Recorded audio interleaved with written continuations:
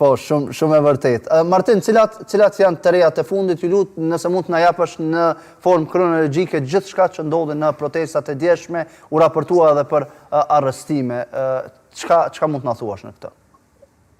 Po, në fakt është të vërtet, ka patur ditën e djeshme një përshkallëzim të protestës zhvilluar të paktën për 31 ditësh, ka qenë dita e 31 ditën e djeshme, ku në fakt protestuesit si çdo herë mbledheshin rreth orës 19 dhe më pas vijonin deri në orët e mëngjesit të një dite më pas apo deri në mesnatë dhe gjatë ditës së djeshme në fakt pati një tjetër organizim, kësaj here ka qenë përpara ambienteve të Parlamentit të Shqipërisë, përpara Kuvendit, aty ku mbahej edhe seanca plenare dhe më pas protestuesit priten dalin e deputetëve të cilët u gjenden të papërgatitur në një farë mënyrë këta të fundit, pra deputetët të cilët u gjenden përballë, mund të themi, gjuajtjes me vezë dhe me sendet e tjera nga ana protestuesve, duke u thënë në një farë mënyrë apo duke qenë në një zërit së bashku, pra duke u pohuar faktin se ata nuk janë dhe nuk i përfaqësojnë pra qytetarët shqiptar. Një pjesë e mirë e tyre u goditën automjetet e këtyre të fundit, pra të deputetëve dhe më pas pati një ndërhyrje, mund të themi,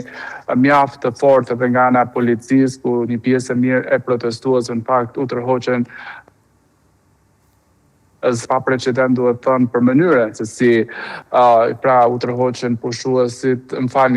protestuesit në momentin që ata ishin duke protestuar dhe duke bllokuar në një farë mënyre dalin e deputetëve nga ana e Parlamentit, nga uborri i përparëm i Parlamentit, por sipas protestuesve të paktën ka qenë një situatë e qetë në momentin që ata kanë bërë thirrje të vazhdueshme për largimin e kryeministrit, gjithashtu duke u drejtuar edhe deputetëve që pra ju nuk na përfaqësoni, dhe më njëherë ka ndërhyrë policia, kanë qenë forcat e shumta të policisë, të cilët nga pamjet që ne kemi parë dhe nga situata që kemi monitoruar gjatë ditës së djeshme, ka qenë vërtet një situatë e rëndë nga mënyra se si protestuesit janë tërhequr në zvarr në një farë mënyrë pra nga ana e policisë së Tiranës, për thjesht ata nuk kanë bërë asnjë lloj veprimi, përveç se ata kanë kërkuar largimin e kryeministrit Edi Rama. Pra kjo ka qenë thirrja e vazhdueshme që ata kanë bërë, gjithashtu duke u drejtuar edhe deputetëve për pra se ju nuk na përfaqësoni,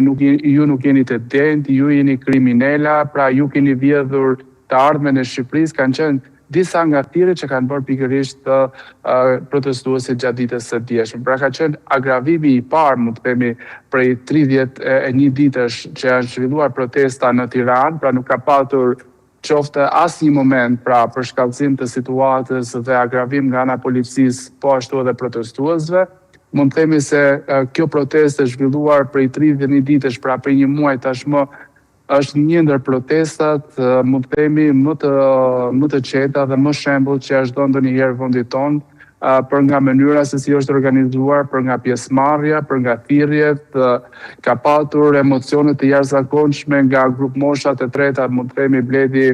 për sa i përket mënyrës se si janë bërë marshimet në rrugët e Tiranës, duke në një farë mënyrë pra që ishin të emocionuar sepse nuk ishin parë asnjëherë një pjesëmarrje kaq të madhe, po ashtu edhe sa i takon edhe rinis, pra përveç pjesëmarrjes në numër, ishte një pjesëmarrje ku grup mosha më e shumtë në këtë protesta ka qenë pikërisht, nëse mund ta themi, 20 deri në moshën 40 vjeçare, pra çka jemi mësuar që në protestat e tjera politike të organizuar qoftë nga Partia Socialiste apo nga Partia Demokratike, dy forcat më të mëdha politike në vendin tonë në protestat e zhvilluara ndër vite, kemi parë militantë apo përfaqësues të partive të një moshe më të thyrë, ndërsa këto protesta mund të themi që janë një model edhe për rezistencën që ata kanë në një farë mënyrë, pra duke vijuar prej 31 ditësh dhe sipas informacioneve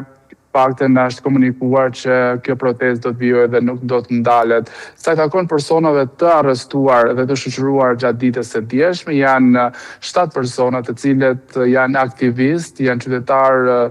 të ndryshëm të cilët u morën forcërisht gjatë ditës së djeshme nga ana e policisë. Ata kanë qëndruar paktën për rreth 4 orë në ambientet e komisariatit të Tiranës dhe më pas protesta nga ambientet në momentin që u shoqëruan qytetarët protestuesit, është vendosur nga ana e këtyre të fundit pranë ambienteve të jashtme të komisariatit deri në momentin e lirimit të këtyre të fundit. Pas 6 orësh është bërë edhe më pas edhe lirimi i këtyre të fundit, pavarësisht se protesta u zhvendos në ambientet e jashtme të komisariatit.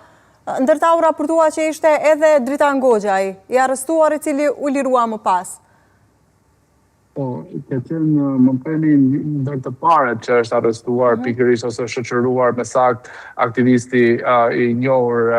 Dritan Goxhaj, i cili në fakt dha edhe një deklaratë në momentin që ishte duke u shoqëruar nga ana e policisë. Kanë qenë media që e kanë kapur momentin e tij dhe ndër të tjera i ka theksuar se ishte thjesht një provokim nga ana e policisë dhe nuk është se pikërisht protestuesit dhe vetë Goxhaj kishte bërë ndonjë reagim apo ndonjë provokim ndaj